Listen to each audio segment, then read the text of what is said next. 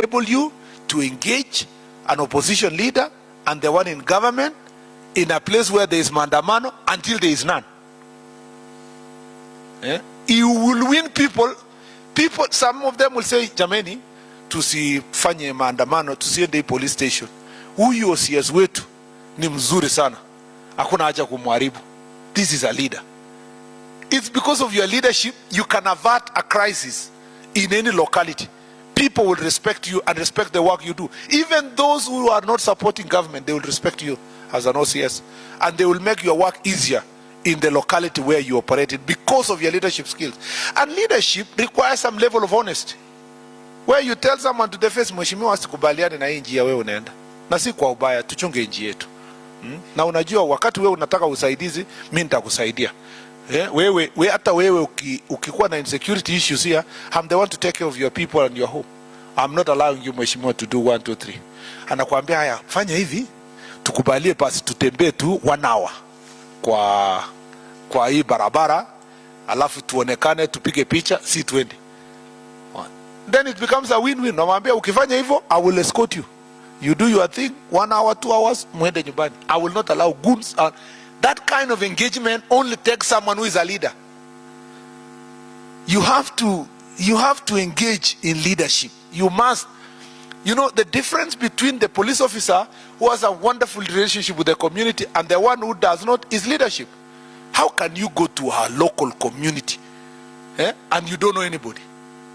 Umeenda kujifungia police station, unatoa orders, you are threatening people. Watu wanasema kuna mwingine amekuja, amesema atapiga kila mtu hapa, atamaliza, na unatoa threats, lakini after 1 week unaonekana umelala kwa mtaro kwa somewhere. Number 2, you must. So that's why when the commander spoke about leadership here, one of the things I reminded them is that if you read, and I'm sure for the Muslims you can follow that, and most of the Muslims come from pastoralist areas. The Psalms 123 speaks about the Lord is my shepherd. Okay? It says the Lord is my shepherd, I shall not want. Okay? Why? Because he makes me lie on green pasture. He makes me lie. He doesn't force you to lie on green pasture. You know? It's out of leadership. He makes me lie on green pasture. He leaded me beside still waters. Leading me beside still water. He restores my soul. Not that he hurts my soul. He restores. So it's about leadership. A good shepherd leads, not chases, not pushes. By your conduct alone, by behavior alone in the police station, police officers watajitolea. Wanasema tusiangushe afande OCS. Huyo OCS ni mtu mzuri bwana. How can you come to a police station, for example, kila mtu ni kivyake, hakuna meeting? There is no meeting in the police station for entire week. Mtu tu anafika anasema amefika, ametoka. Kuna mtu alikuja, amekuja. Wewe constable fanya hiyo kazi nyingine. Wewe as officer, ona huyo mama anataka nini? There is nothing. No meeting mmewahi kuwa nayo kwa police station. Hakuna strategy meeting. Amjakaa chini kujiuliza challenges gani tuko nayo, tuko few. We are only 3 officers in this police station. Tukae aje, tujigawe namna gani? How can you arrive in a police station na there is an officer anakunywa pombe throughout? Wewe umeshakubali associates, unasema huyo ni mlevi tu. You are the leader. You are the one to get that guy to a rehabilitation center. You cannot wait until DIG or IG visits the area, usema tuko na shida ya walevi wengi hapa, wana officer imetushinda. You have to do something about it. You know, you have to hire. You have arrived to police station, there is an officer who is disturbed. Badala wewe ni OCS, unaenda ku whisper kwa mtu mwingine, unasema na askari shida yake nini? Huyo anakuambia tena, huyo askari mwingine anamwambia sijui shida yake ni nini kidogo, ama amevuta kitu fulani or something. You are the one to call and tell him, bwana officer, leo nini mbaya? Anakuambia nimepata habari kwamba my wife is unwell na tuko mbali, mimi natoka Busia na hapa tuko Mandera, what can I do? You are the one to give out the permission to that officer to go and come back. When he comes back, he has a moral to come and serve. Namwambia don't worry, we will cover you, lakini usipite siku 7, wewe enda urudi. That is leadership. Lakini ukimwambia bwana wewe ndio ulichukua kasi bwana, pambana bwana, pambana. you know that one automatically huyo mtu anakaa tu anajipanga, anaona what will he do next? Inaweza jiua ama uwe wewe. Yani will now forget that ilikuwa ni mtu mwingine, ni mgonjwa, anaona ni the problem ni huyu jamaa. Ningekuwa na mtu better, I would go for it. How can you even talk badly to a person who has a gun? Atunamwambia first lazima ujue you are not leading an ordinary person, you are leading somebody with a gun. So the first thing is that they must always be at good mental health. You must, I mean, how can you as an officer not recognize that huyu it is even important to songeshe bunduki from this guy? Take leadership. There is no way IG atakufuta kazi kama OCS if you are to release a police officer kusema bwana IG huyu is a danger not just to himself but to other officers and community. I had to let him go. Nitumie mtu mwingine, peleka huyo hospitali and let's see what we can do mpaka is rehabilitated. Leadership. Now I'm just insisting leadership because these are issues being raised all over. It's about leadership. Please, personal conduct. How you dress. Kama unavaa, I'm telling you, forget about hata kama umchapewa uniform. Tafuta hata ka 1,000, pelekea fundi akunyoroshie ile yako ikae mzuri. There is no excuse because now you are in leadership. The other officers we can excuse them. Wangoje uniform from headquarters. Lakini wewe you must always look smart. Must always look smart. You must not complain kwa raia. There's no way as an OCS unaenda town nasema hii watu huko juu tu wamekaa huko. Sasa kuna gari hapa, kuna nini hapa, ile pesa tunapewa. Haya, kweli ni ukweli, hakuna mafuta kwa gari, imeisha ile ratio ya 450. Lakini uweze enda kuambia raia jamani jipangeni, mafuta imeisha. Hey, you know, in every place we go people think. Wewe unaambia watu kuna mambo ya mafuta imechelewa kidogo, but I'm trying to see how best we can help each other.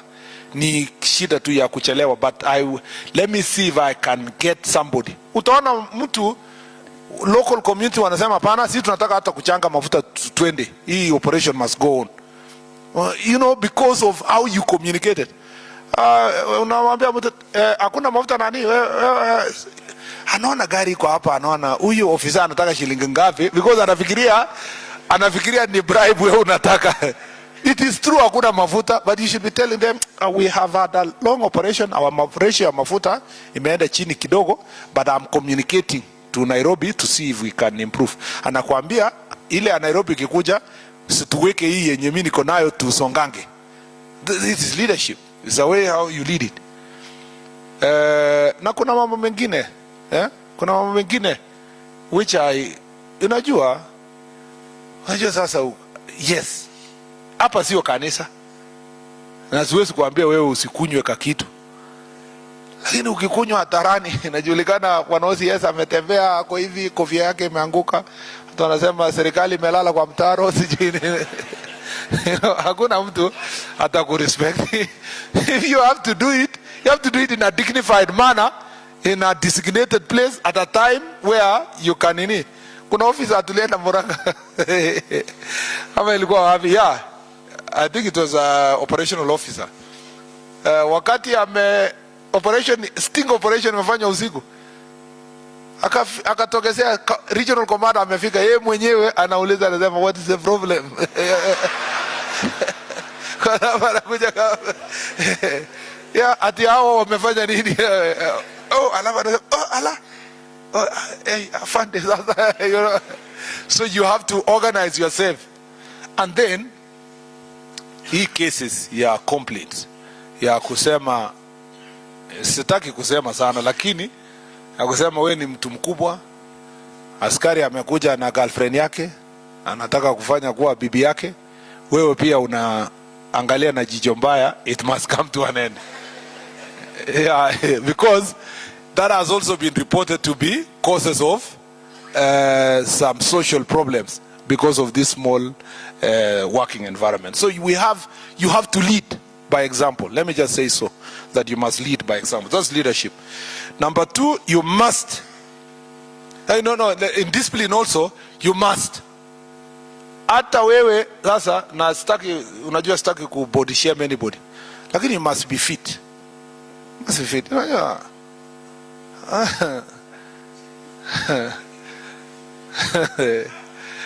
Wacha tu niseme ukweli. Unawezaje kuwa askari yenye ukikimbizwa 1 kilometer unaema mbaya sana? Yeah?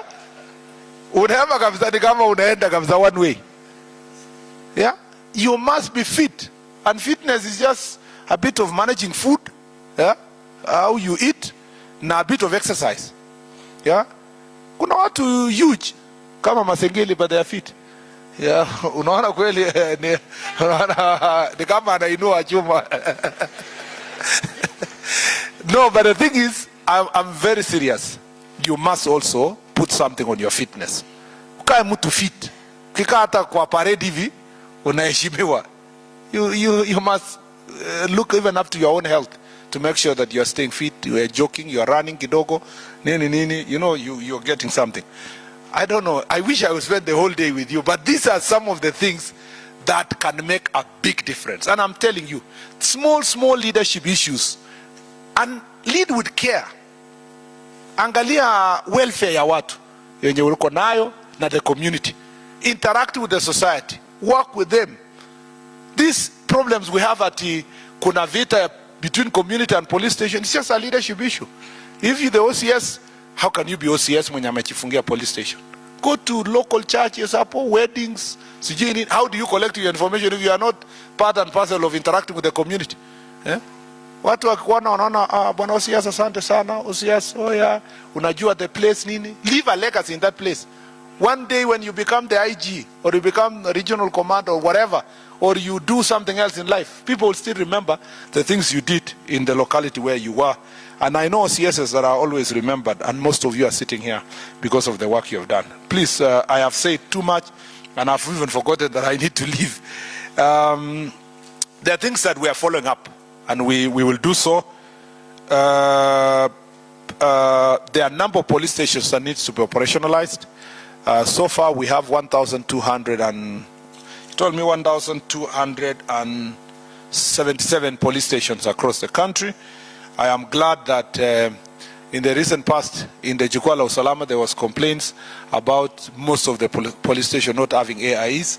Congratulations, DIG. I'm told that now 1,143 now have the AIs. So 89 to go. And also the AIE has been increased based on your request.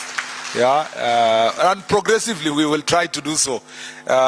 We want eventually this to become properly documented, so that it's not coming this month, it's not coming the other one, or this quarter, the other quarter. It becomes consistent. And by the time we are going to launch the Jukwaa la Usalama reports, we must be very clear on this issue so that we properly communicate to the entire police service.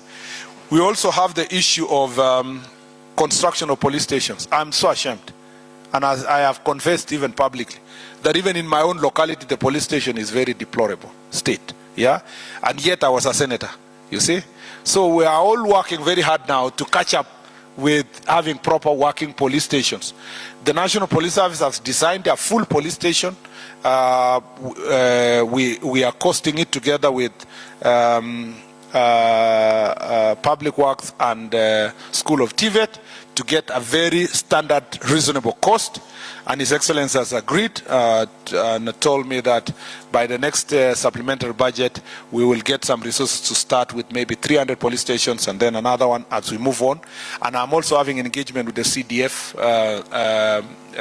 team, members of parliament, to see how many police stations are going to be constructed. What I just want to request you, because wherever you are, and this is I will also have this meeting with the MPs, we don't want also people to construct a police station because for the sake of a police station. They end up using money, construct something with 2 rooms, 1 cell, one maybe an armory there, so, okay, and there is no even OC crimes office or something. So what we have to do is to have, if we have constructed, let's construct for posterity, a complete police station. And that is what we are working on. We are also encouraging well-wishers, our friends like me, with my friends, you know, I've asked them to build for me 1 police station here, 1 police station there, and so that then we can build good police stations across the country. We don't want to. I saw the IG yake iliwekwa gazeti, the DIG hapa, na alikimbia akaweka UNIHAT, amejiokoa. Mimi nangangana kujiokoa pia huko and so forth. At least because, you know, everybody, you must do something in your locality, you know, as we progress, move forward. I mean, it is very sad. I was in Kericho and we were saying it's very sad that in Sondu, that is the best example. There's a police station of 1932, you know, and next to Sondu, there is a power generation center for about 15 billion. It was built, and everybody believes the Sondu police station to provide security to the power station next door, and nobody thought that day that they would give only 20 million to build a good police station next door. And this is replicated all over. You know, you go to places where there are dams, there are huge road projects, there are huge government installations without thinking of security. We have said now future development must inculcate matters of security. The other issue I'd like to say is that we are working on increasing strength. There is, by Monday we should know the day we are going to have recruitment, so that then you can have greater strength. And I am really pitying most of you here because you have 3 police officers, 4 or 5 in where you work.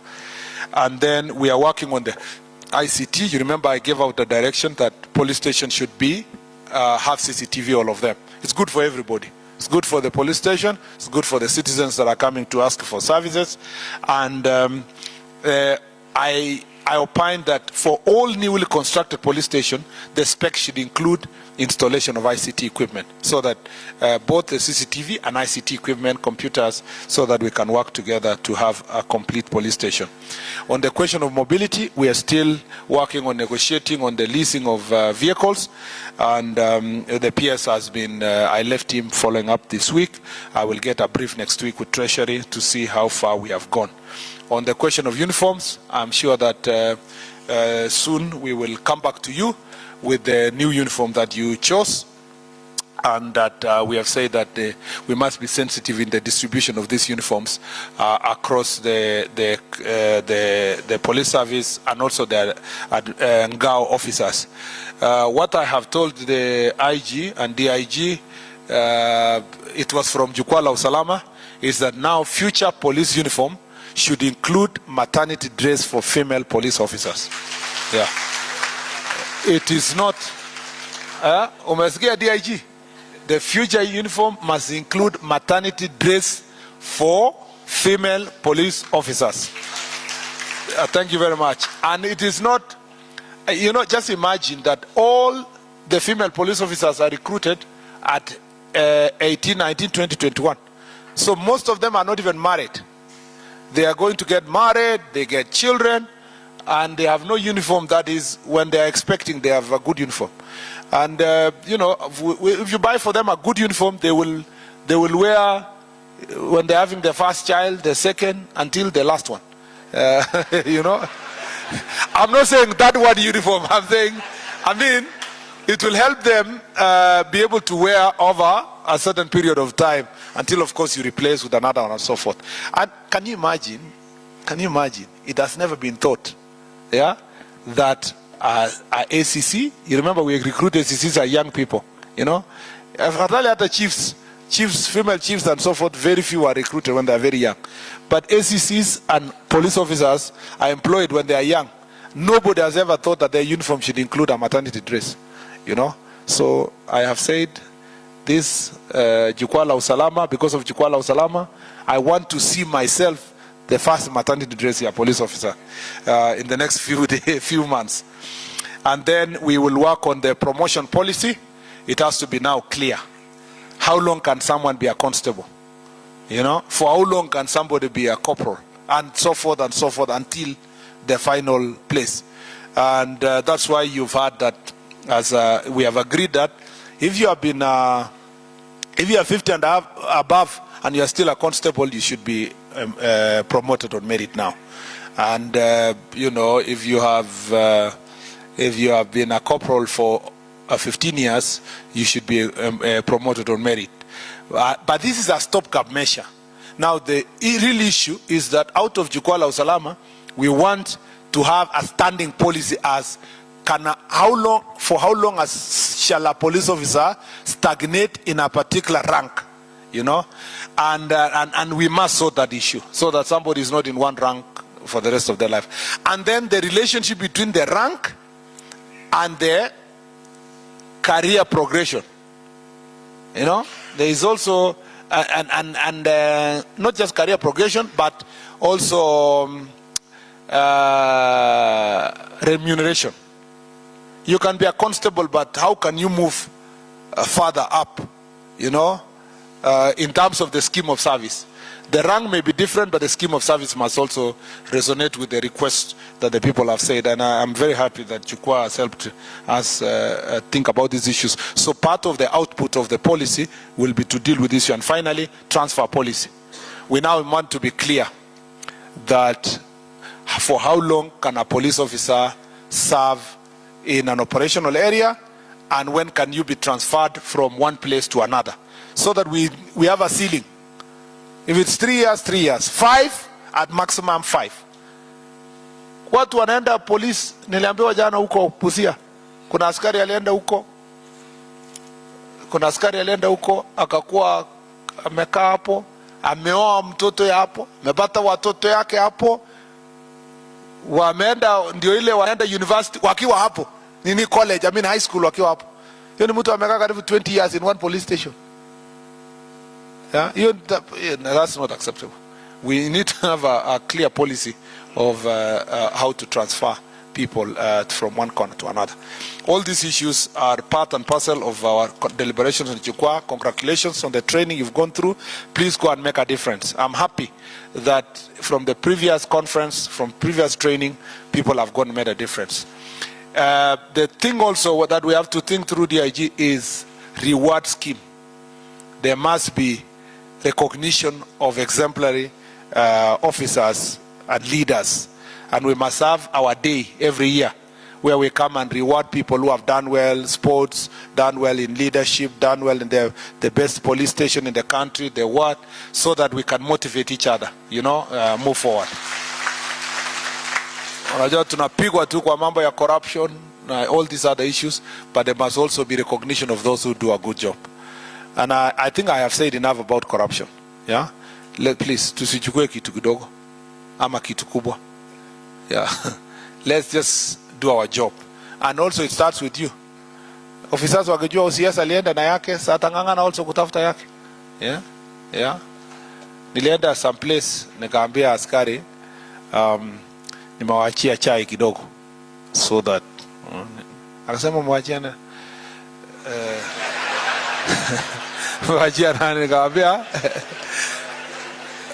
nimewachia mkubwa fulani, wacha siseme ilikuwa ni rankani, ndio mmoja akani whisper because alikuwa ananijua, alikuwa anatoka nyumbani lakini alikuwa anafanya kazi kwa yake, akaniambia mkubwa haitafika lakini you see. So nikakuja kuuliza later haifiki kwa nini, akaniambia the problem kwa police ni kwamba if even when police officer know mkubwa alienda na kitu fulani, haiulizwi because ya rank issues. So wanaangalia tu wanasema tu, hey, what do we do? Please, msifanye maneno kama haya. Thank you very much and God bless you.